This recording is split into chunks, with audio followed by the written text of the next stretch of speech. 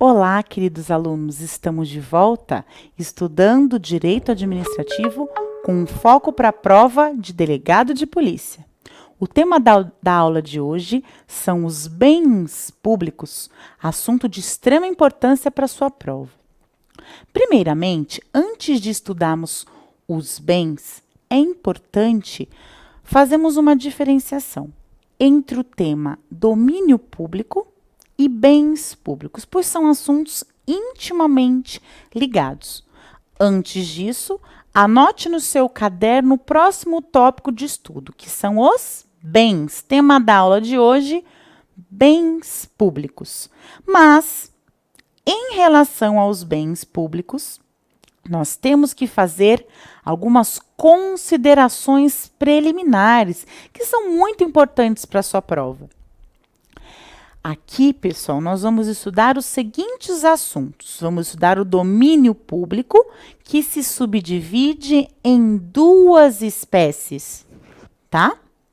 O domínio iminente e o domínio patrimonial. Então, anote aí.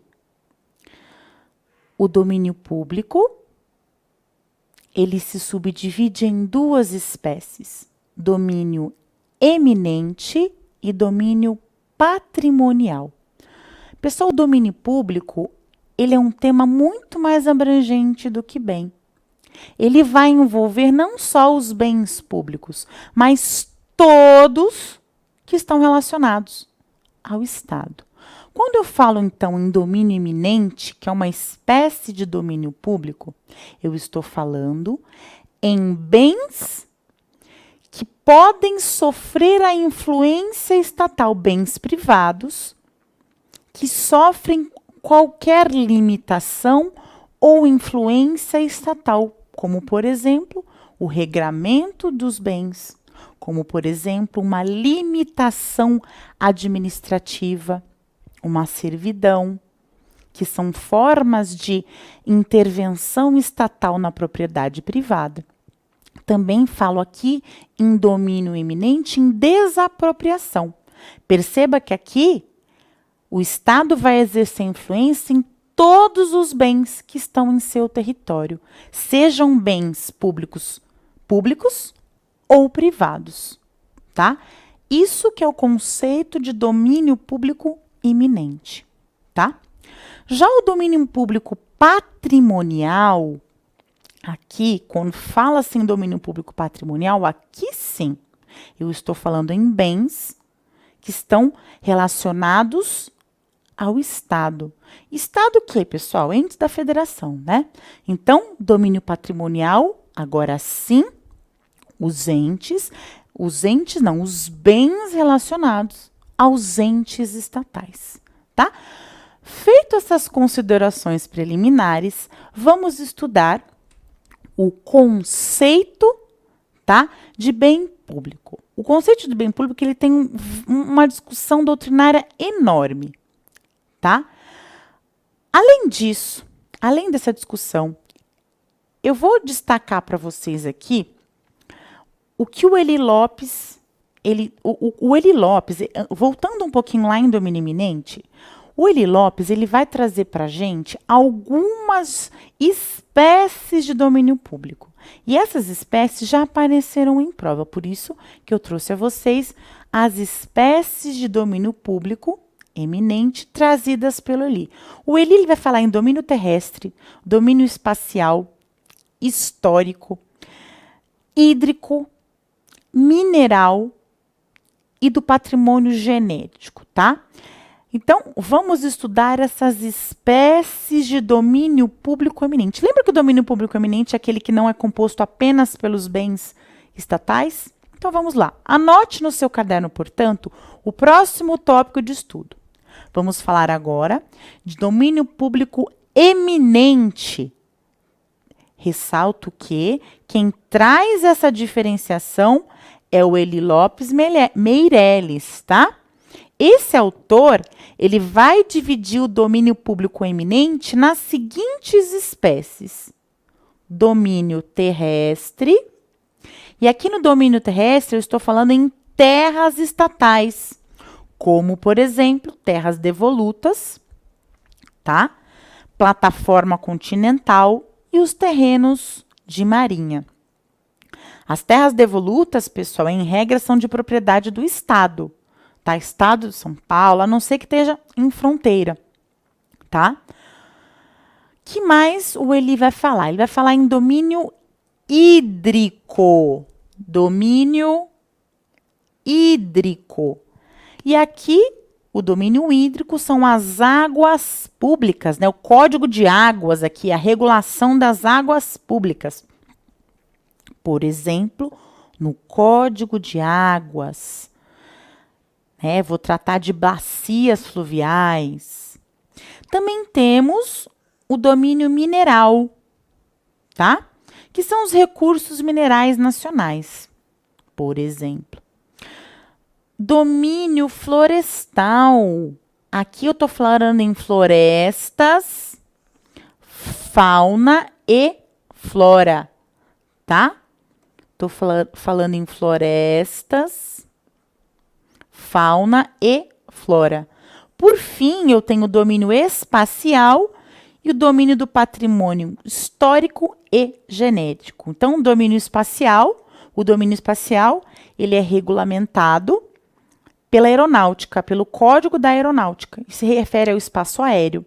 Perceba que o domínio iminente é a possibilidade do Estado interferir nesse bem, seja regulamentando ou intervindo na propriedade privada, tá? Que mais aqui? Patrimônio genético, patrimônio histórico. Toda vez que o Estado declara, por exemplo, que determinado local faz parte do patrimônio histórico, isso é exemplo de exercício do domínio público eminente, tá? Bom, aqui convém, né, é importante destacar uma perguntinha muito comum em prova, que você caiu, você vai tirar de letra.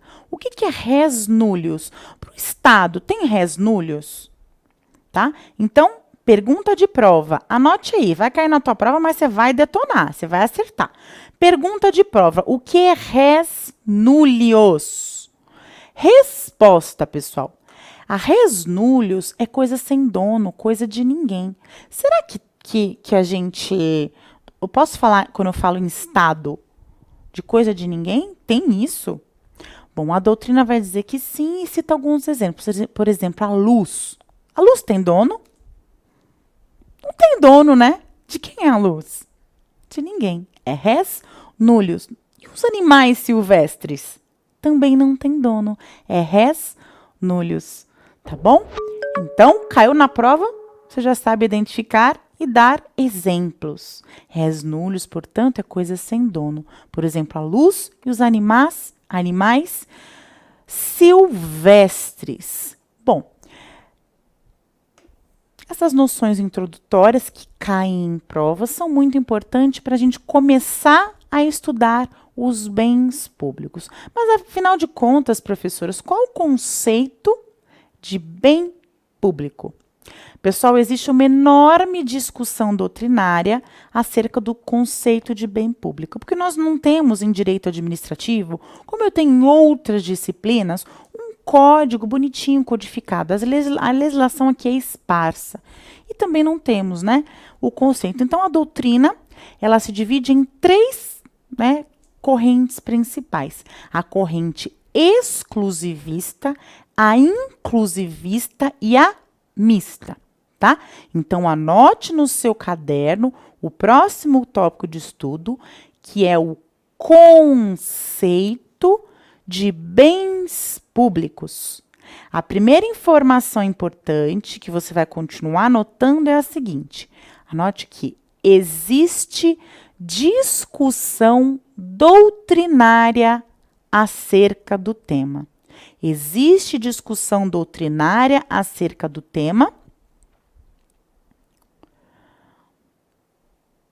São adotadas as seguintes posições. Então, a doutrina, né? Ela vai adotar as seguintes posições. A primeira posição, que é chamada de corrente inclusivista,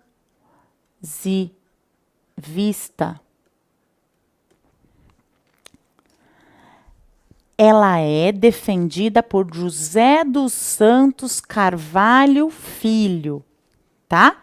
Para o José dos Santos Carvalho Filho, tá? Olha aqui para mim. Para o José dos Santos Carvalho Filho, corrente exclusivista, exclusivamente os bens de pessoas jurídicas de direito público é que são considerados bens públicos. Isso está, inclusive, no artigo 98 do Código Civil. Então, anote aí, tá? Para o José dos Santos Carvalho Filho, bem público é aquele que pertence, bem público, é aquele que pertence a pessoa jurídica de direito público. Essa, inclusive, é a posição prevista expressamente no artigo 98 do Código Civil, tá? Essa é a posição do artigo 98 do Código Civil. Bom, por outro lado, nós temos a segunda corrente, que é a inclusivista. Pela corrente inclusivista, tá? É que ela vai incluir quem? Ela vai incluir a administração direta, obviamente, e a indireta. Mas dentro da indireta, ela incluiu todas as pessoas da indireta, não só de direito público. Quem que adota essa corrente, pessoal? Com algumas variações. A Maria Silva Zanella de Pietro, anote aí, Maria Silva Zanella de Pietro e o Eli Lopes Meireles. E o Eli Lopes Meireles. Eles incluem quem aqui? Eles incluem as empresas estatais, tá? E todas as fundações públicas, tá? Todas as fundações. Bom, a terceira corrente é a corrente chamada de mista. Corrente mista. Ela é defendida por Celso Antônio Bandeira de Mello. Então, a terceira corrente é a corrente mista, defendida por Celso Antônio Bandeira de Mello. Para o Celso Antônio Bandeira de Mello, tá? Bem público é aquele que pertence à pessoa jurídica de direito público e bens afetados ao serviço público. Pessoal, olha essas duas correntes para mim, ó. Perceba aqui. Qual é a diferença, então, entre a corrente inclusivista e a corrente mista? Olha aqui para mim. Qual que é o erro, o erro, entre aspas, da corrente? O que os que defendem as outras correntes vão criticar na corrente inclusivista, que é aquela que vai colocar como bem público aquele da administração direta e indireta? Eles vão dizer assim, olha, na administração indireta, eu tenho quem? Primeiro, vamos por partes. Quem faz parte da indireta? Autarquias, fundações, empresas públicas, sociedade de economia mista e associações, tá? Ela colocou todo mundo da administração direta no mesmo pacote.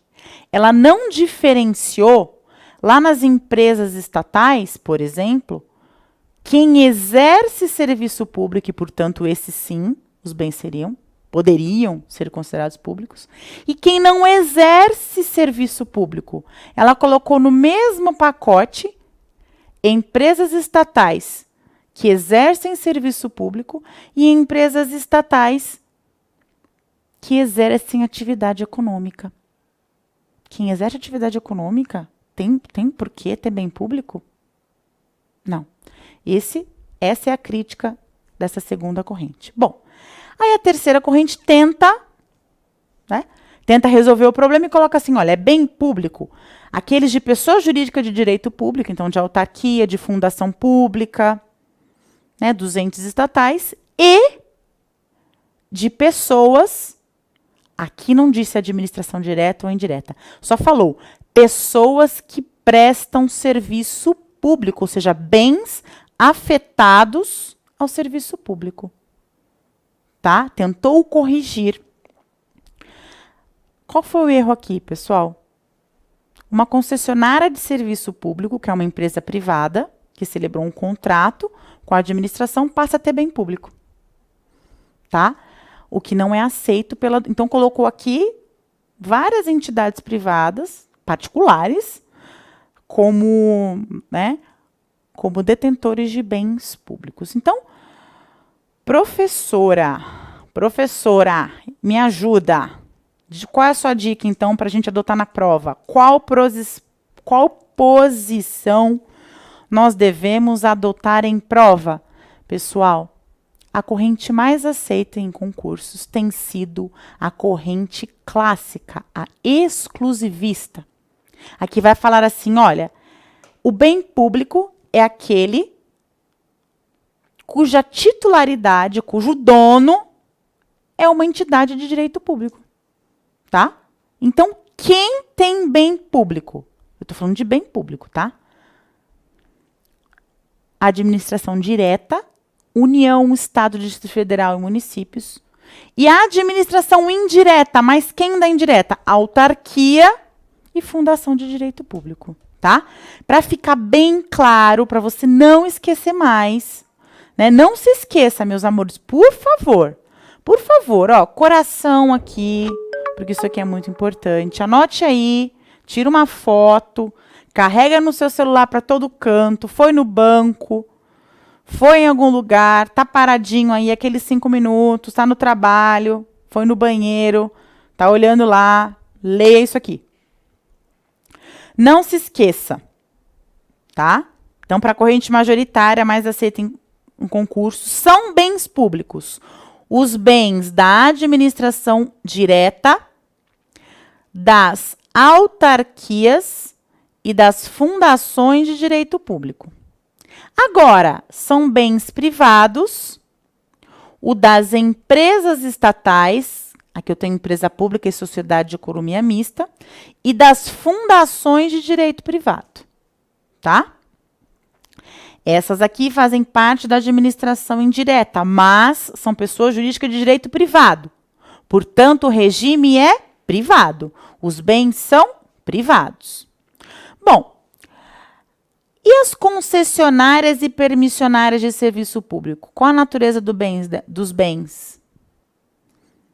Privados, tá? Então, não se esqueça. Essa é a corrente adotada. O fato do bem dessa concessionária de serviço público, dessa fundação privada, dessa empresa estatal ser privado, se ela estiver exercendo um serviço público, não vai significar que ele vai ser penhorado. A gente vai estudar isso aí já já. Por enquanto, eu quero que você saiba essas correntes e saiba dissertar sobre o assunto. Tá bom?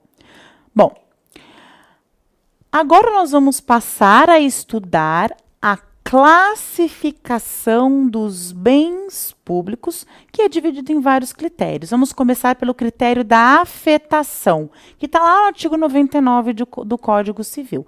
Então, anote no seu caderno aí o próximo tópico de estudo. Escreva o seguinte: classificação dos bens públicos, tá? Classificação dos bens públicos pelo critério da afetação, que é aquele previsto no artigo 99 do Código Civil. Bom, nós temos aqui bens de uso comum do povo, é a primeira espécie. Segunda espécie, anote aí, bens de uso especial ou bens do patrimônio administrativo. Então, bens de uso especial ou do patrimônio administrativo. E, por fim, nós temos os bens dominicais ou dominiais. Pessoal, o que significa cada um deles? Bom, bens de uso comum do povo são aqueles que não necessitam sequer de autorização para o uso. Pode ser um uso remunerado, um uso gratuito, mas eles estão afetados ao uso de todos. Qualquer um de nós pode utilizar, como, por exemplo, praia, praça, rio, tá? Isso é bem de uso comum do povo. Ele está afetado, portanto, tem uma destinação específica, que é o uso do povo. Bom, bens de uso especial são aqueles que estão afetados e, portanto, destinados à administração pública. O uso especial de quem? Da administração. Delegacia de polícia, tá? Né? Vem minha delegacia, você já está pedindo, né? Se imaginando na tua. Então, bem, a tua delegacia, tua futura delegacia, é um bem de uso especial. Está afetado a um serviço administrativo. Por fim, nós temos os bens dominicais ou dominiais, pode aparecer esse nome também, que são os bens que estão desafetados, ou seja, eles não estão vinculados ao exercício de uma atividade administrativa, tá? E aqui, exemplo de bens dominicais, nós temos vários, tá? Terras devolutas, tá bom? Bom, aqui eu quero sua atenção. A sua atenção nesse assunto afetação ou consagração e desafetação, também chamada de desconsagração. A afetação e a desafetação, pessoal, elas obedecem o princípio do paralelismo das formas, o princípio do paralelismo das formas. Então, a forma que eu crio é igual à forma de que eu vou extinguir, tá? Aquele instituto. Então, a afetação ou consagração é a destinação específica que eu dou para esse bem. Agora, quando ele não tem destinação específica, destino certo, eu falo que houve a desafetação ou desconsagração. Ambas as hipóteses podem ser por lei, por ato administrativo ou por fato administrativo. Pois é, fato administrativo, sim, uma circunstância da natureza. Tá? Vamos dar exemplos. Ó. Uma lei que institui uma área de proteção ambiental, né? A famosa APA. Ela afetou, ela consagrou, tá? Ali, aqueles bens estão afetados a essa destinação específica criada por lei. Agora, por ato, pode ser por ato administrativo? Sim. Um ato administrativo determinando a construção da sua delegacia. Acabou. Afetei esse bem. Ou um ato determinando que não, ali não vai mais ser delegacia. Fato administrativo. Olha só, um incêndio que destruiu a escola, um incêndio que destruiu a delegacia. O que aconteceu com esse bem? Desafetou. Não está mais atrelado ao exercício da função pública. Tá bom, os meus amores? Bom, ainda em classificação aqui, é importante estudarmos a classificação em relação à titularidade, ou seja, de quem é o bem. Tá? E nós temos previsão em relação aos bens da União, lá na Constituição Federal e assim por diante. Vamos lá, então anote aí no seu caderno, próximo tópico de estudo. Classificação dos bens públicos. Nós temos os bens da União, tá? Que estão, como as ilhas fluviais, né? Eles estão previstos de forma expressa na Constituição Federal. Agora, em relação aos estados, ao Distrito Federal, os territórios e os municípios, eu tenho até uma menção nos artigos 26, 32 e 33 da Constituição. Mas, diferentemente do que ocorre com a União, que está de forma específica, os estados, eu não tenho uma previsão. Para os estados é o seguinte, tudo que não for da União é dos estados. E o Distrito Federal, geralmente, são eu não tenho previsão expressa na Constituição Federal acerca dos bens do Distrito Federal, mas em linhas gerais. São os bens atrelados ao exercício de repartições públicas do Distrito Federal, dos territórios e do município, tá? Bom, em relação à natureza, olha só, em relação à natureza, nós temos uma classificação muito interessante, que é a classificação do Diogo Figueiredo Moreira Neto. Esse autor, em relação à natureza do bem, ele distingue duas hipóteses, tá? Eu vou ter os bens públicos que ele chama de necessários e os bens públicos que ele chama de acidentais. Então, em relação à natureza, para o Diogo de Figueiredo Moreira Neto, eu tenho os bens públicos necessários e os acidentais. Bom, o que é um, o que é outro, professora? Os necessários, pessoal, são aqueles que, pela natureza, estão destinados ao serviço público. A natureza dele já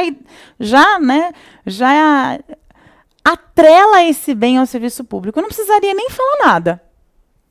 Ele foi criado para isso. Por exemplo, viatura. Viatura policial. Dá para você usar em outra... Está caracterizada, né?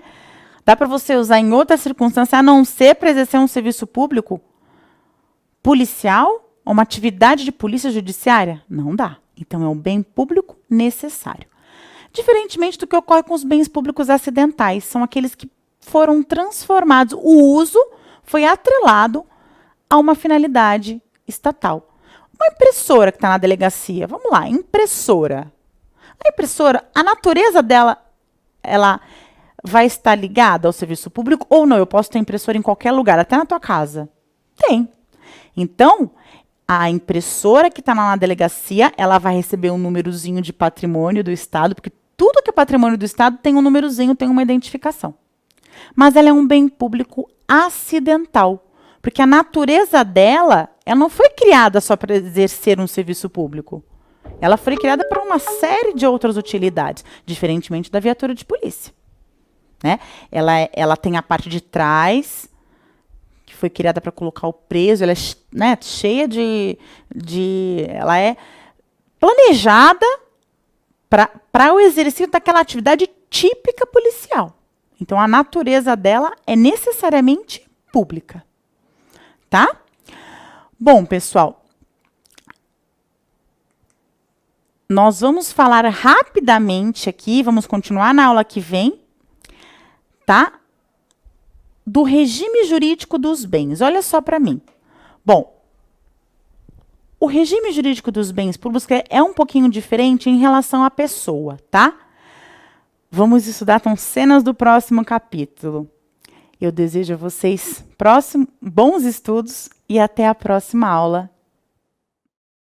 Olá, queridos alunos, estamos de volta, estudando essa matéria maravilhosa, que é o direito administrativo, matéria muito importante para você, delegado de polícia, futuro delegado de polícia, gestor da sua equipe. Você, trabalhando na delegacia, estamos estudando os bens públicos, né? Trabalhando em delegacia de polícia, esse tema é muito importante para o cotidiano da sua vida policial.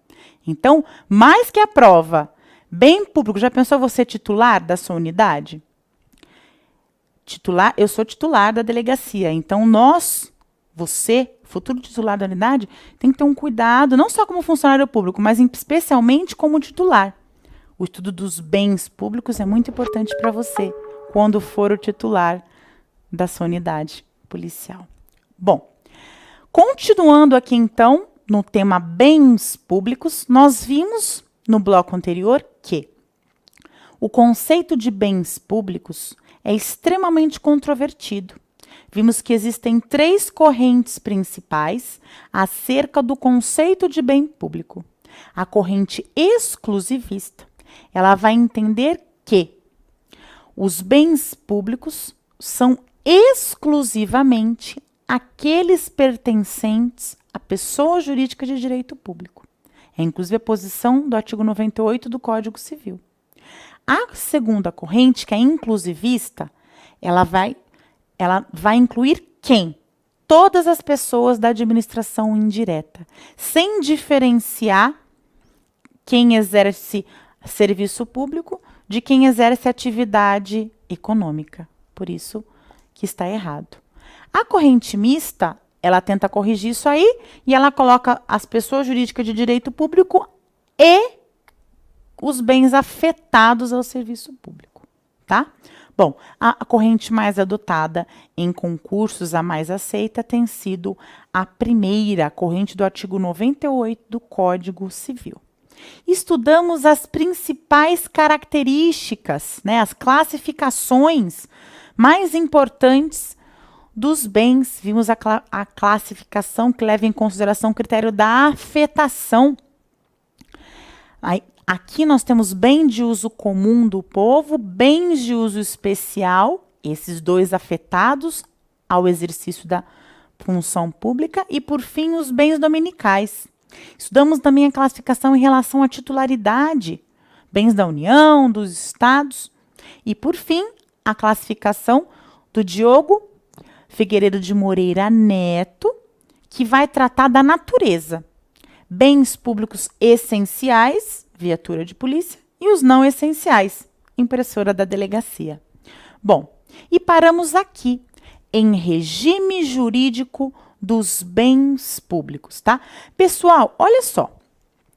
As principais características dos bens públicos são as seguintes. Anote aí no seu caderno, portanto, o próximo tópico de estudo, que é o regime jurídico dos bens públicos.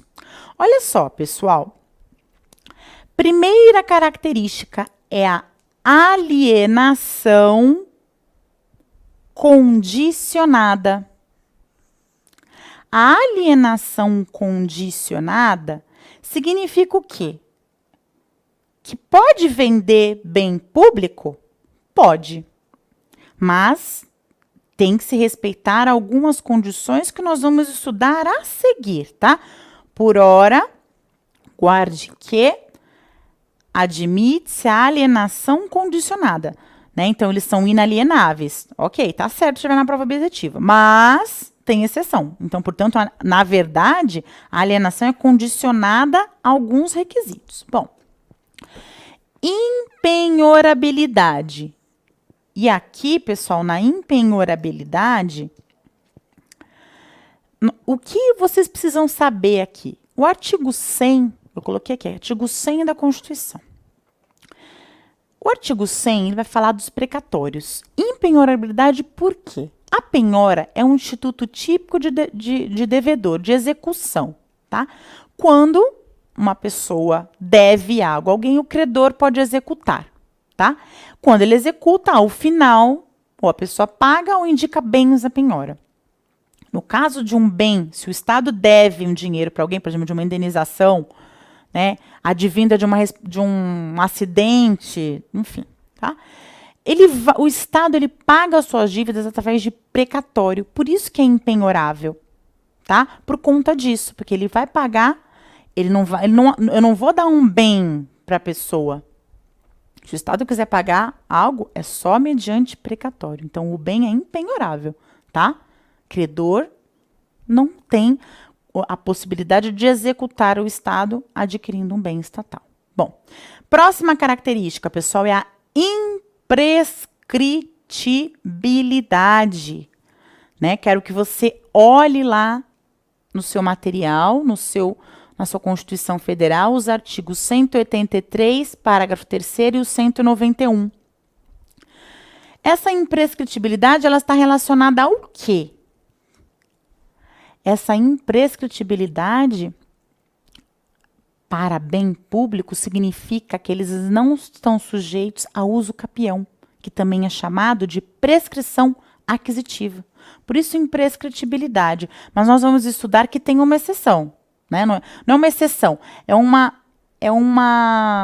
mitigação dessa característica da imprescritibilidade aí, tá? Então, a imprescritibilidade ela está relacionada ao quê? A prescrição, anote aí, a prescrição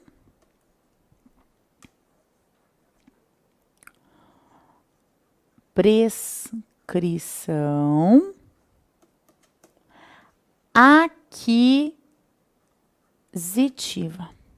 Prescrição aquisitiva.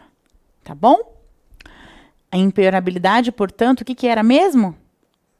Isso, eu ouvi você falar aí, eu ouvi. Né? Impenhorabilidade aos precatórios, né? Os bens são impenhoráveis porque o Estado paga as dívidas através de precatórios. E a última característica principal é a não onerabilidade. Anote aí. Não onerabilidade. O que é isso, pessoal?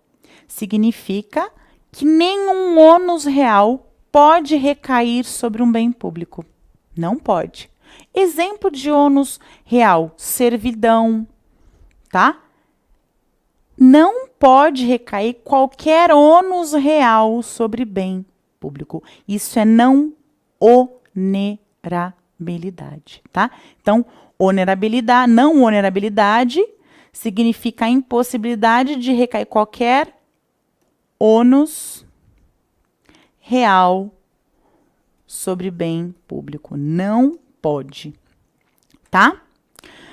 Bom, aqui nas características, lembra que eu falei para vocês aqui, ó, primeira característica era a alienação condicionada. O que era essa alienação condicionada? Quais são os requisitos, então? Ela é condicionada por quê? Tá? O que tem que acontecer para eu poder alienar um bem? Tudo que está aqui, ó, tem que seguir esses passinhos todos aqui para poder alienar um bem. O primeiro passo, ele tem que estar desafetado, ou seja, primeiro passo para você vender um bem, ele não pode estar atrelado a uma função pública. Eu tenho que desafetar esse bem, tá? Se for por lei, se ele foi afetado por lei, eu vou desafetar por lei. Se foi por ato administrativo, mesma coisa. Ou fato administrativo, que é natural, né? Pode ser natural. Mas o importante é desafetar. Desafetou, que espécie de bem ele vira? Já estudamos. Dominicais. Então, se estiver na prova, apenas os bens dominicais podem ser alienados, certo? Porque tem que ter desafetado. Mas basta isso? Não. Tem que ter avaliação, uma série de passinhos. Então, o primeiro passo, anote aí, é a desafetação do bem público, tá? Né? Ressaltando, então, que apenas os bens dominicais podem ser alienados. Os bens de uso comum e o de uso especiais, enquanto permanecerem com essa qualificação, não podem ser alienados. Só os dominicais, tá bom? Além disso, pessoal, tem que motivar, tem que justificar por que vai alienar. Em seguida, ato contínuo. Tem que ter uma avaliação prévia para a definição do valor do bem, tá? Aí, depois dessa avaliação, licitação. Aqui, pessoal, em relação à licitação, os artigos 19 e 17 da Lei de Licitação são os mais importantes. Lá na Lei de Licitação, eu tenho duas modalidades principais de alienação, que é a concorrência e o leilão. Se for um bem imóvel, concorrência, tá?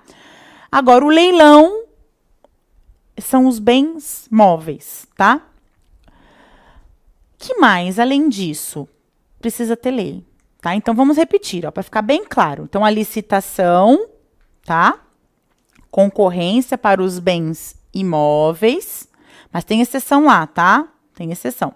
E leilão, essa é a regra. Leilão para os bens móveis. Isso a gente estuda em licitação, tá? Com mais afinco, estudamos essas espécies de licitação lá na aulinha de licitação. Mas tem que ter licitação, tá? Bom, e se for bem móvel, gente, tem que ter lei autorizando. Ah, vou grifar isso aqui e colocar coração, tá? Se for um bem imóvel, preciso de lei específica autorizando a alienação. Tá? Precisa ter lei específica justificando com avaliação e ele tem que estar desafetado. Tá? Beleza? Tranquilo? Vamos seguir. Vamos tratar agora das principais espécies de alienação, tá? Nós temos a venda, a doação, a permuta e a dação em pagamento, tá? Essas são as principais espécies de alienação de bens públicos, tá bom? Bom, outro tópico importante aqui, pessoal, para sua prova, é o uso do bem público, tá? O uso do bem público, as principais características do uso são as seguintes, tá? O uso ele pode ser comum, especial, compartilhado ou privativo. Vou repetir. O uso ele pode ser comum, especial, compartilhado ou privativo, tá? Essas são as modalidades de uso do bem público. Uso comum é aquele que nem necessita de autorização. É uso comum, tá? Qualquer pessoa pode utilizar, é comum, comum do povo. Bom, uso especial. Não, uso especial não, é aquele que vai ter que depender de uma regra específica, de um ato normativo que vai regulamentar a forma de uso. Bom, o uso compartilhado. O uso compartilhado é aquele que eu consigo identificar um número ou pelo menos um grupo de pessoas. Ele não é comum, porque que é indeterminável. Ele é compartilhado por uma ou mais pessoas, por um ou mais grupos de pessoas determináveis, tá? Uso privativo. No uso privativo, eu identifico o quê? Uma pessoa específica que vai utilizar aquele bem com uma forma ou um vínculo jurídico específico, tá? Essas são as formas gerais de uso do bem público. Mas nós temos contratos e atos administrativos específicos para o uso do bem. E aqui eu vou querer coração. Aqui a gente vai falar de concessão, autorização, permissão de uso de bem público, tá? Que são modalidades de uso que caem muito, são específicas, caem muito em específico. Então, qual que é a dica da aula de hoje, né? A dica da aula de hoje, para você estudar o top, vai botar coraçãozinho aqui, porque é para você estudar com muito carinho esse tema aqui. É a concessão, permissão, né? Então, anote aí. Próximo tópico de estudo, concessão, permissão, autorização de uso de bem. E tem uma modalidade aqui que eu deixei para o final que é muito importante, que é a concessão de uso especial para fins de moradia, tá? Concessão de uso especial para fins de moradia. Pessoal, essa modalidade aqui, essa concessão de uso especial para fins de moradia, ela está regulamentada no Código Civil e, em linhas gerais, é a possibilidade de um particular ter a posse de um bem em área urbana de até 250 metros quadrados, desde que ele não seja proprietário de outro bem, tanto em área rural como em área urbana. Ele não pode ser proprietário de bem nenhum. Ele vai ter a posse desse bem público para fins de moradia, desde que seja até 250 metros quadrados e tenha ficado pelo menos por 5 anos, tá? Bom, agora você vai largar tudo, vai prestar atenção aqui. Por quê? Porque nós vamos falar das principais características do contrato de concessão de uso de bem da permissão de uso e da autorização de uso, que são atos administrativos. Isso despenca em prova. Então, o que eu fiz, pessoal? Eu peguei, reuni as principais características desses institutos de direito administrativo, coloquei numa tabelinha, tá? Para você carregar com você, tá bom? E estudar isso aqui, decorar, vai decorar isso aqui, tá bom? Vai decorar isso aqui para detonar na tua prova, tá? Então, vamos lá. Faça uma tabela, né, aí no seu caderno. Da seguinte forma, você vai colocar assim, ó. De um lado, você vai colocar concessão de uso. Do outro, permissão e autorização. Bom, pessoal, em relação ao vínculo jurídico, né, eu colocaria um coração gigante aqui no próprio tema, ó, de tão importante que é. Tá bom? Bom, a concessão de uso, pessoal, primeira informação importante. O vínculo jurídico dela é um contrato administrativo, tá? Contrato administrativo. Isso não acontece com a permissão e a autorização, que são atos administrativos. Olha aqui para mim. Bom, a administração pública, ela pode manifestar sua vontade de 3 formas.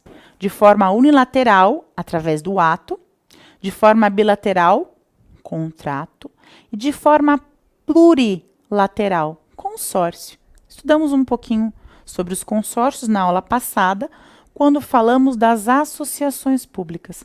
Quando esse consórcio tem natureza de direito público, é criada uma associação pública. Bom, aqui, você não pode esquecer que a concessão de uso é contrato. A permissão e a autorização, ato administrativo. Primeira diferença entre esses institutos, sempre aparece em prova.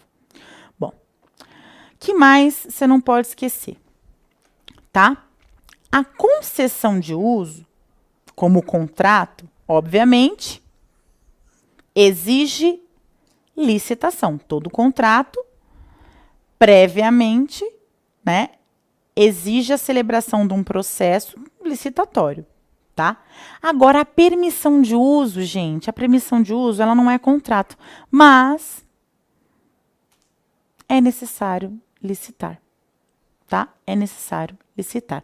Bom, e na autorização? Na autorização, não, tá? Que mais aqui? Olha que interessante, o prazo. O prazo do contrato de concessão de uso tem que ser determinado, tá? Tem que ser determinado, senão não é contrato, né, pessoal? Tem que ser determinado. Ao passo que na permissão e na autorização, em ambas, o prazo é indeterminado. Por isso que em ambas, tá? Em ambas espécies, disse que são precárias. Precárias por quê? Porque a administração pública vai conceder, né, a autorização ou a permissão e a qualquer tempo, sem prazo determinado, ela pode, né, decidir não continuar autorizando esse instituto e não enseja a indenização, tá? Porque trata-se de um instituto precário. O prazo é indeterminado, ok? Tem exceções? Claro, no caso concreto, nós podemos identificar, caso a caso, encontrar exceções nas quais houve um prejuízo e, portanto, é cabível uma indenização. Inclusive, eu posso ter, inclusive, uma autorização e uma permissão com prazo determinado. Posso. Desde que esteja previsto no vínculo jurídico, no instrumento, né, do Instituto. Entretanto, a regra geral é prazo indeterminado. E, portanto, incabível Indenização caso a administração decida não continuar permitindo o uso daquele bem ou autorizando o uso daquele bem, tá? Aí você fala assim, professora, poxa, vamos olhar de novo lá. Poxa, a permissão e a autorização estão iguais. Qual a diferença, então, entre esses dois institutos aqui, ó? Qual a diferença entre a permissão e a autorização de uso? Aí a gente vem para cá, ó. A diferença está aqui. Na autorização, prevalece o interesse privado. Ou seja, quem vai pedir autorização para usar o bem público é um particular que vai exercer uma atividade privada. Por exemplo, um bar, calçada de bar. O barzinho vai autorização para usar a calçada para colocar a mesa, né? Hoje é sexta-feira aqui. Sexta-feira, bar, ó, lotado, sextou. Né? Então, aqui, barzinho lotado. Autorização para uso da calçada, interesse privado, tá? Banca de jornal. Predomina o interesse o quê? Privado, tá? Agora, na permissão de uso, predomina o interesse público, tá? Predomina o interesse público, diferentemente da autorização. Essas são as principais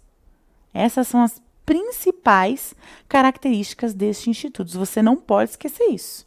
Não dá para ir para a prova, pessoal, sem analisar essas principais características destes institutos, tá?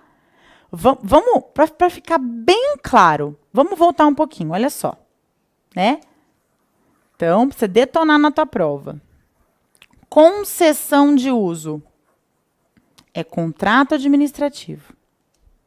Permissão, ato administrativo. Assim como a autorização. Em relação ao dever de licitar, eu tenho o dever de licitar na concessão e na permissão, ao passo que na autorização, não. O prazo, na concessão de uso, o prazo é determinado. Já na permissão e na autorização, o prazo é indeterminado. E aqui não se esqueça, ambos aqui, tanto a permissão quanto a autorização, são precárias. Porque a extinção do ato não enseja a indenização. Tá? A extinção do ato não enseja a indenização. Mas a principal diferença entre esses dois institutos é a seguinte. Na permissão de uso, predomina o interesse público. Já na autorização, predomina o interesse privado, tá? Predomina o interesse privado. Tá bom, meus amores? Em relação aos bens públicos, essas são as principais informações para a sua prova. Não esqueça das correntes doutrinárias que tratam do assunto. Também não se esqueça aqui do regime jurídico, tá? Dos bens públicos. Nós estudamos na aula passada as OSs. Lembram? OS e as UCIPs, as entidades do terceiro setor. Elas são entidades de direito privado, assim como as empresas estatais. Caso as empresas estatais que exercem serviços públicos e as OSs e as OCIPs que exercem serviços de interesses sociais, como ficam os bens dessas entidades? Qual é o regimento jurídico dos bens privados que têm interesse público e que têm serviço público envolvido? Eu vou poder alienar esses bens? Não. Eles são bens privados. Então, a última informação importante aqui é a seguinte. São bens privados, mas são inalienáveis, pessoais. Por que são inalienáveis? Porque são bens, tá? Que estão atrelados ou a um serviço público, e pelo princípio da continuidade do serviço público, não pode se admitir a penhora, ou porque são bens relacionados a uma atividade de interesse social e, portanto, impenhoráveis. São privados, mas impenhoráveis. Tudo bem, meus amores? Bom, desejo a você bons estudos, mantenha-se firme e forte nos seus estudos. E caso haja alguma dúvida, algum questionamento, eu estou à disposição. Estou deixando para vocês aqui a minha rede social, Facebook, Professora Patrícia Chalfun, e o Instagram, Patrícia Chalfun. Eu desejo a vocês bons estudos.